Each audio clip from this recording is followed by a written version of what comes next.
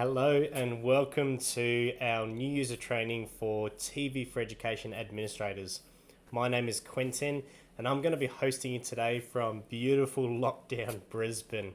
So I hope that everyone is doing well. Our thoughts and prayers go out to everyone in lockdown today.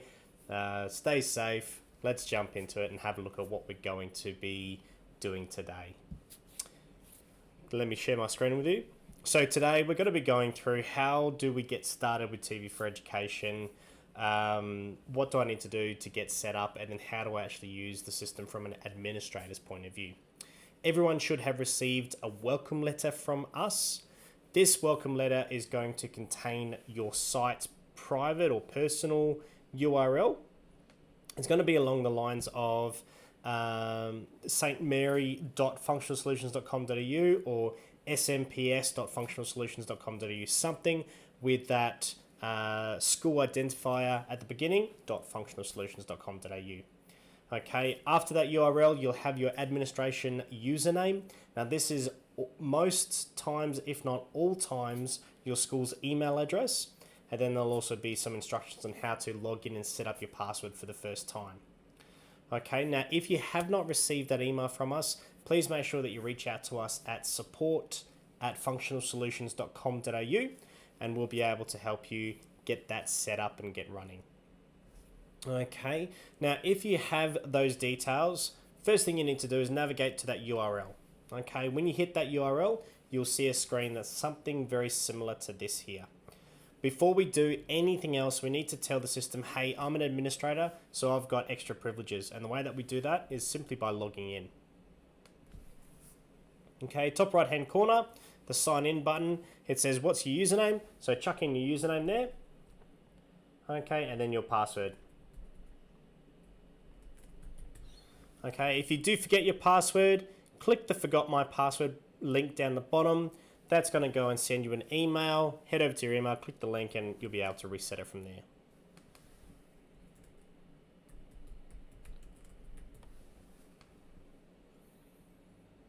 Okay, now the first thing that we're going to have a look at today is setting up the security in the system. So making sure that the system knows what security our users can see, and then what the ratings of the videos are linked to those security levels. Okay, so let's have a look at our patrons first. So to do that, we're going to head over to the system menu, top left hand corner here. There's our little system menu button. Then we're going to head to configuration. And after that, we're going to head to authority editor.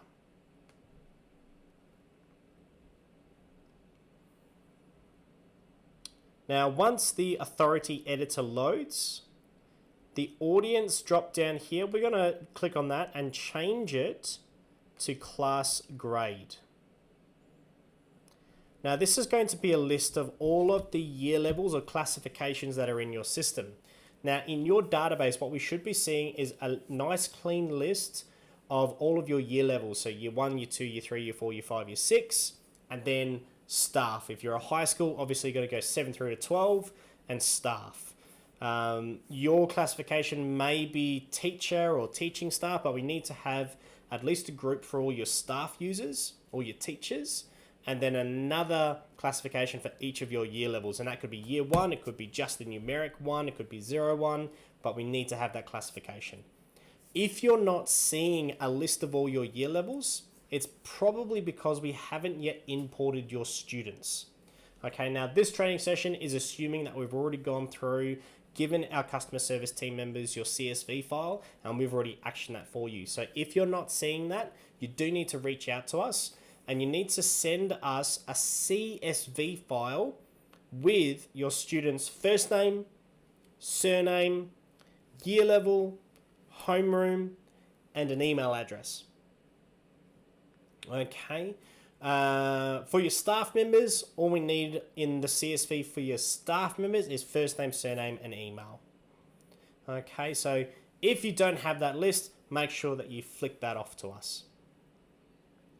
Now, just a reminder, something that I forgot to mention, if you do have any questions throughout the session today, if you're wanting some articles for anything that I'm talking about, or you'd like me to go over and just confirm some of those points, the chat panel in your YouTube session is open. It should be on the right-hand side of your screen there. By all means, jump in, post a question. I'm monitoring all those questions down here on my screen, on my computer here. So if you do have any of those questions, I can answer them for you today. This session is live, so we can go ahead and do it like that. Okay, so jumping back into the training session, if your list is not there for all your year levels, you need to contact us. Okay, if your list is there and it's nice and clean, then what we need to do is we need to assign a security value to each of our year levels. Now, our recommendation is to keep the security the same numerical value as the year level itself. So if we are looking at the year 10s, their security will be 10. Now, the way that we set that up is by, on the right-hand side of all of our year levels, we have this little pencil and a pen. That's our edit. So if I go to 9 and I click that, okay, we can see that the security for our year 9s is 9. Okay, if I go over to my year 5s and I click on the edit, the security is 5. Okay, so make sure that is the case. If it isn't, go ahead and just type in the correct numerical value, and click save. Okay, now what that is doing is that's telling the system the highest level of security that this user has access to. Okay, so think of it as the top end of a range. A bottom end is always 0. Year 5s can see any video that is 0, 1, 2, 3, 4, or 5. Okay, once we get a video that is at that is a security of 8 or security of 12, this particular user will not be able to see it because it's above the security of 5. Okay. For our staff members, because we don't want to trip up and accidentally assign something as 8 or 9, what we're going to do is our recommendation is to set that security level to 5050. Okay, and that's just to make sure that there is a bit of a gap between all the student content and all the staff content. Okay, if you want your staff to be able to access R18 content that's available in the TV4Education library for sex education or Shakespeare, we just want to have that little bit of a gap there. Okay, so go through and for each of your year levels, make sure that the security has been set up for them. Okay, the next thing we're going to have a look at is mapping the video ratings. So this is the GP, PG, M, MA, R to a security that's in our system. So if a teacher is going through and adding content into the library or they're watching material and sharing it with students, how do you want the system to automatically classify that for you?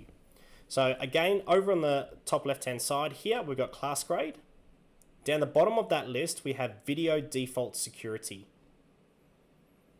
Okay, and in here, we have a list of all those ratings. So G, PG, M, MA, etc., etc.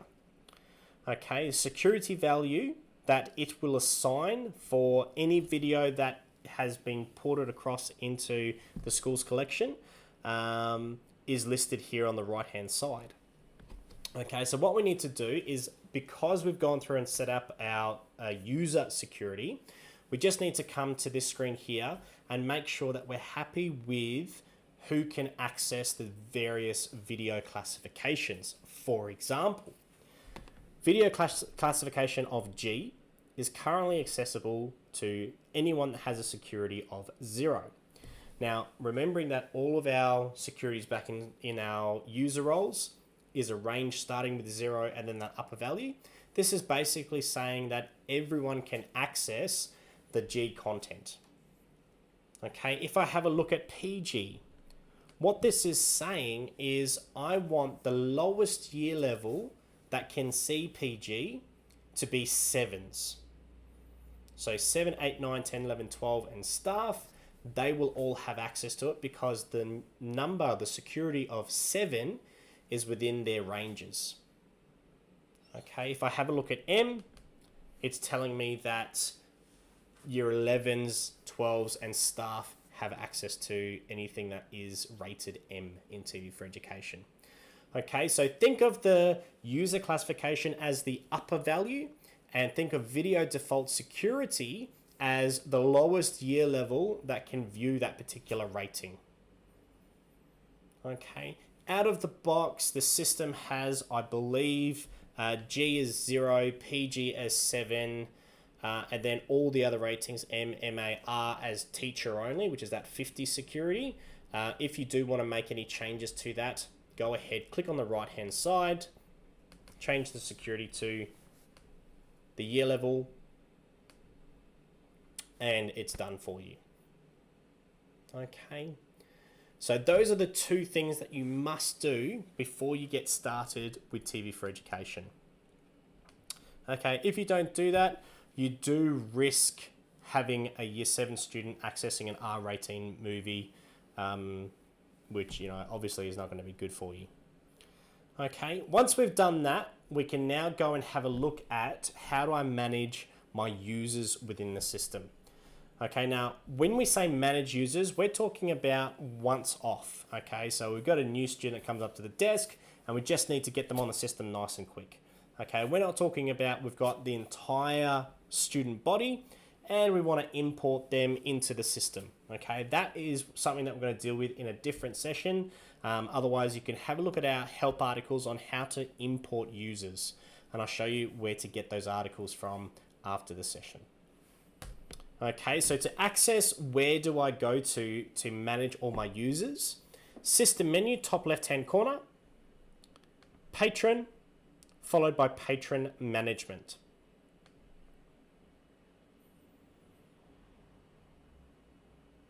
Okay, this screen is fairly easy to navigate around. So we've got little Johnny that's come up to the desk. They're new to the school. We haven't done an import. They're not on the system and they can't watch any material for themselves. Okay, so all we need to do is down in the toolbar at the bottom of the screen, there is a new button. Click on that, all the fields go blank.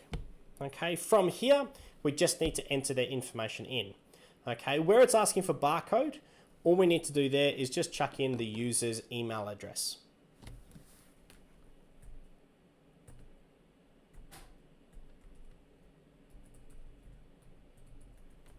Okay. In the first name, put their first name, surname, put their surname. Okay, in the email address field, put their email address again. Okay, don't worry about the security because it will be built automatically when we select their appropriate year level. Okay, and select their homeroom for reporting that we can do later on.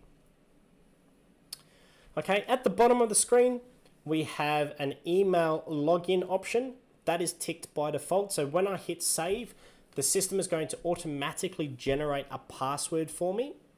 And then it's going to send them an email with the school's URL, their username to log into the system, and the ability for them to set up their own unique password. Okay, and it's really as simple as that. Now, if we are adding teachers, there is one extra step that we have to do. Okay, down the bottom of the screen, we see this field here called role.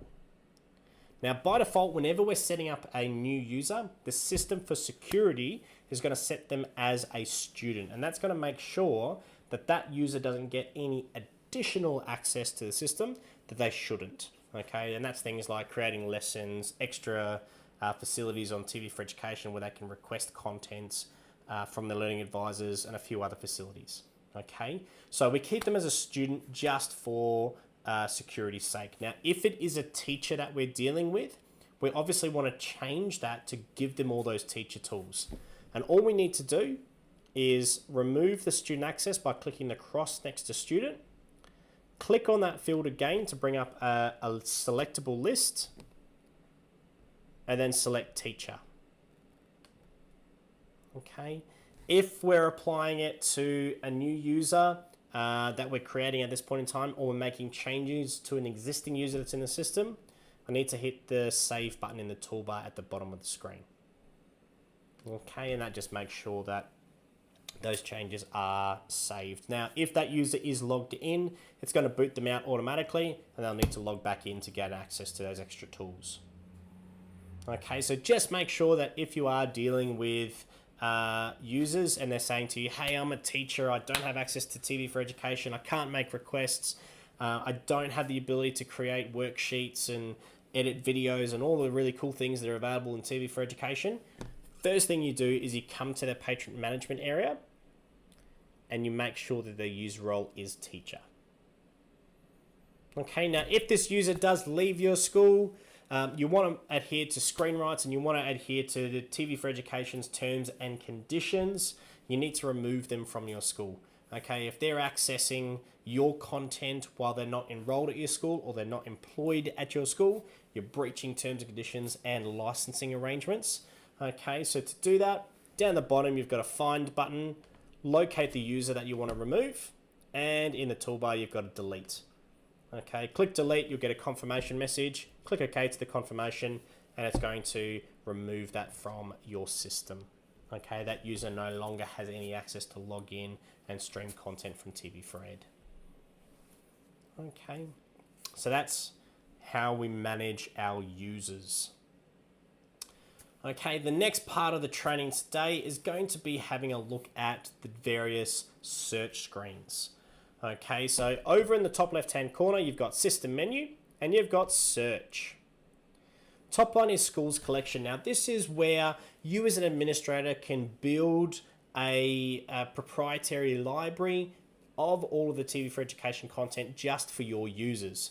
So you've got full control to modify all of the metadata of these records. You can group them, tag them, create playlists specifically for your users from this screen. Okay, it's also where your students can go and search for the content that has already been moderated by you and other staff members at your school.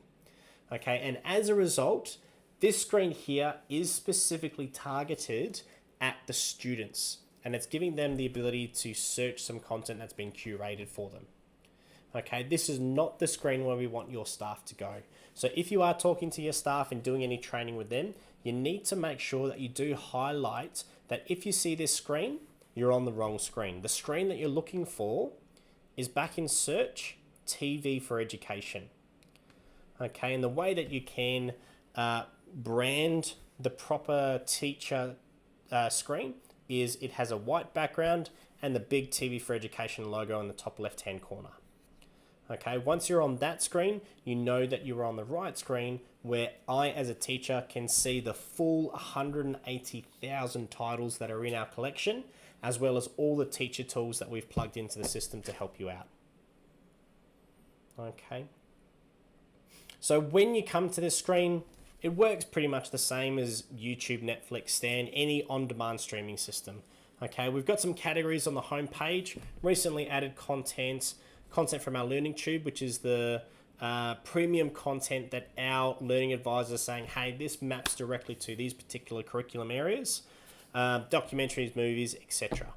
If we see something that is of interest to us, all we need to do is click on it. That's going to load the video. It'll start playing, and we can do anything that we want with that particular video. Pause it, blow it up into full screen, jump around, do what we need to do.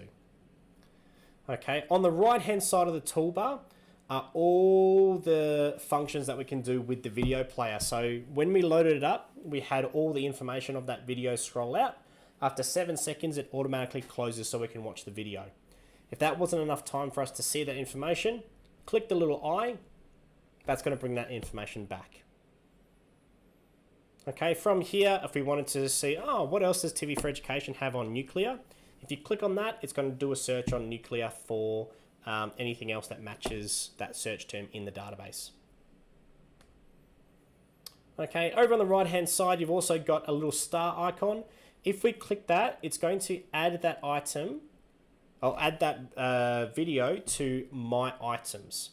Okay, and this is your personal favorites or wish list or playlist, if you like. Okay, so all the videos that are of interest to you, if you go ahead and click on that, it's going to throw them over into the My Items area. Okay, and instead of coming to the TV4Education library, you can go to My Items and just view the video from there. If we're wanting to share this video, so we're wanting to put a link into one of our course outlines, we're wanting to put it into an email and flick it off to all of our students, or we're wanting to send it to our colleagues, click on the share link. It's going to pop out some parameters for us. So the top one is a security. Now make sure that you do tell your staff members to select the correct security or the correct group that we wanted to share this with. Okay, and it comes back to the security that we set up before. If it's an R18 video and we just go ahead and willy-nilly select year 7, 7s are going to be able to see that video. So the teachers do have the ability to override the system security, and we also have the ability to report on and trace back where that link came from. So you need to make that aware to your teachers that if they do go and select a security, flick it off, and there's any reports from parents that, hey, why did my why did my kid have access to an R18 program, we can trace it back to the original teacher who shared that video. Okay, there's a link expiry. So if it is a video that we only want them to have access to for next term, select the day that you want it to expire on. Okay, and all of those parameters are built into the URLs here. Okay, from here, the top one is a share link. So it's a hyperlink that when clicked, it'll come back into TV4Education, ask the user to log in, and then play the video inside our system. Okay, and that's great if you want the students to have the ability to create their own playlists, export the information for bibliographies. If you want them to be able to do that cookie trail search where they can click on the subject and find all the other videos that match in TV4Education. So we give the students all those tools inside our framework. That's the link that you want them to see.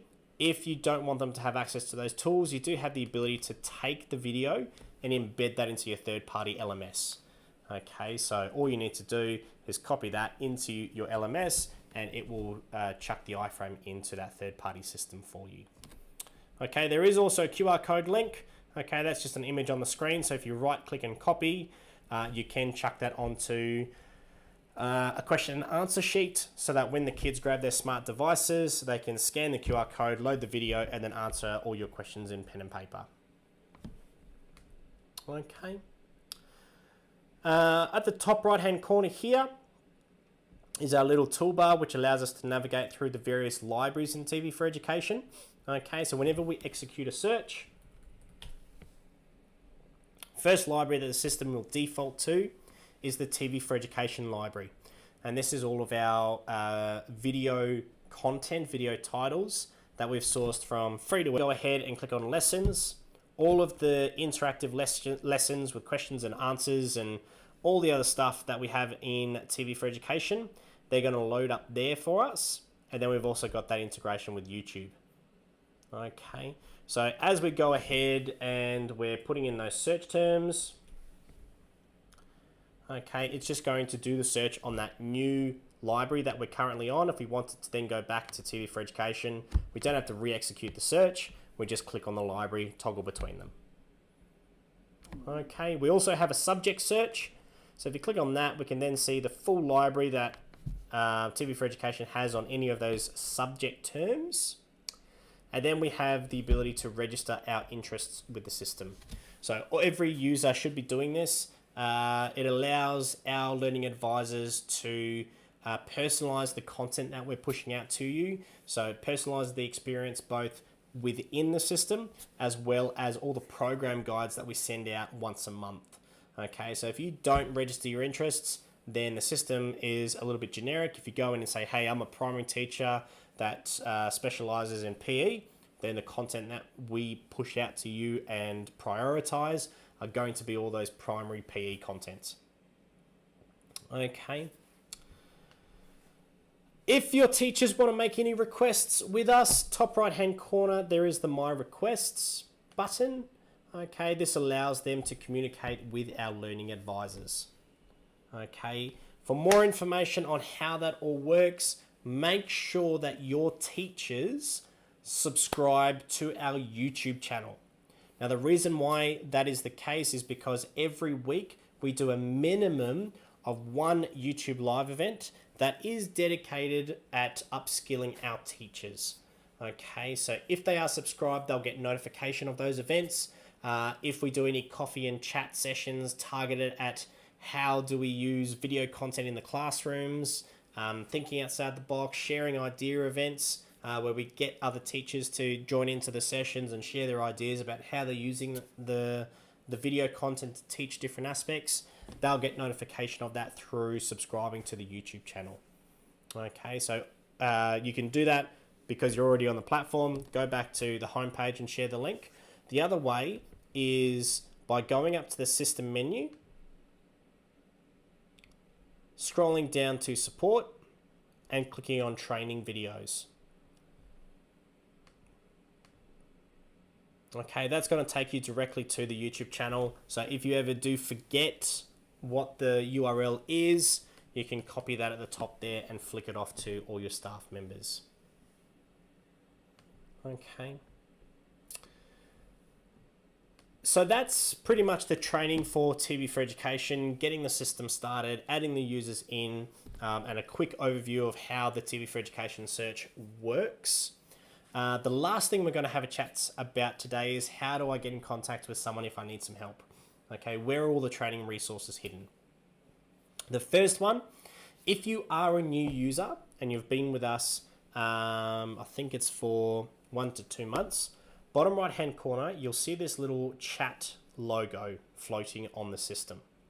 If you click on that, it's going to open up a concierge chat with our technicians. Okay, this is where you'll be able to type questions, and that's going to go straight to our customer service team members, where they will be able to point you in the right direction. So if you've got a question on how do I add users, they'll send you the article. If you've got a question on how can I get someone to train my staff members, they'll book in that conversation or book in that session for you with your staff members. Okay, so the first way is by that chat message. It jumps through and it's a priority line just for our new users. The other way to get in contact with us is if I click on system menu and I go back down to that support option, we have contact support. Now this is going to take you over to the customer service mailbox, and this is where you can lodge support tickets with our customer service team. So all the ones on the left hand side, these are tickets that have been created in the past. You can see that all of these tickets are closed for me, and if I wanted to, I can reopen those. Okay, and they're just a little conversation group here. Okay, if we need to make any additional comments, type our information into the box at the bottom of the screen and flick it off. Okay, if I wanted to create a new ticket, click on create a ticket at the top, punch in the subject, punch in the information that we want our customer service team to help us out with, and then send that off to us. Okay, once they receive it, they'll then reply. You'll get an email to say you've got to reply to this ticket, and you can come back here and review what our customer service team have said. Okay, back in support, you've also got search for help. Okay, so this is where all of our articles are found. You've got the ability to go through and navigate one at a time through all the articles, or you can just go up to the top here and go importing users. All the instructions that has something to do with importing users will then load up, and we can go through and have a look at that. Okay, all the instructions are there. If the articles are a little bit more intense, there is also a video that you'll find at the bottom of all those articles. Okay, training videos, we had a look at that before. That'll link back to our YouTube channel. Make sure that you as an administrator are definitely subscribed to that. For administrators, we are hosting a minimum of 3 events every week dedicated on keeping you upskilled in the system. And they are on varying topics. And we also have a new user training session that runs at least once a week. So if you do have a new colleague come on board, you can get them to join into that session, and we'll be able to give them the ins and outs of the system. FSI user community, if you are a Facebook user, jump in and join the FSI user group. Okay, these are Smart Suite Library and TV4Education users all around the globe that we're coming together and just sharing ideas, having discussions on all things, not just product-based, but library and school-based. Okay, so jump in and join that. And then you've also got a printable version of the Quick Start Guide. Okay, now this particular Quick Start Guide, that is for the full system, including the library management portion of TV4Education. So there will be some components that may not be relevant to you as a TV4Education only user. Okay, but you still have in the Quick Start Guide searching, smart classrooms, which is where we go to add questions and edit videos in TV4Education. We've got setting up security, managing support tickets to the mailbox, setting up setting up new users. And there is also reporting. So if we wanted to run off reports on view statistics or anything like that, all those instructions are in there for us. Okay, so the Quick Start Guide is printable. So if you wanted to print that out, just pull out the particular pages that interest you. You can then file that away, so you don't have to keep going back to the bookmark page to see that information. Okay. So that is our training for new users on TV4Education. Now, as I said earlier, reach out to us. You've got the concierge, you've got the support tickets. We are there to help you get the most out of your TV4Education subscription. So if you don't have that CSV organized, you don't have that list of all your users in the system already, please don't sit there trying to enter them in one at a time. It's a process that'll take all of about 15 minutes, including trying to get that information from your admin team. Okay, so reach out to us if you're not too sure. We can help you get the right information from the admin team. Okay, once you do that, we set up all your users, we send the teachers their welcome letter. It should be fairly hands-off from your point of view. The system will run itself, and all you need to do is just go through the content and maybe recommend videos to different teachers to make sure that they're being resourced in their teaching. Okay, now I don't have any questions coming through on the chat console here, so I hope that everyone got a lot out of the session today. My name is Quentin, and I really appreciate everyone coming along to the session. And make sure that you do subscribe, because as I said, we do have some events coming up over the next couple of weeks that are going to be very, very specific to teachers and the administrators. Okay, especially as Brisbane is going into lockdown, we don't know what's going to be on the cards for the next couple of weeks. So we are watching that very, very closely. And if we do go into a situation where schools don't come back 100%, we're going to make sure that we're running events to ensure that you and your staff members know exactly what they can do with TV4Education, as well as all the remote learning tools that are already in your system and have been in the system for the past 10 years. Okay, so make sure that you do subscribe. Keep an eye out on the weekly newsletters. They go out on a Monday for any of that information as well. Thank you so much. Enjoy the rest of your week, and I'll see you next time on YouTube.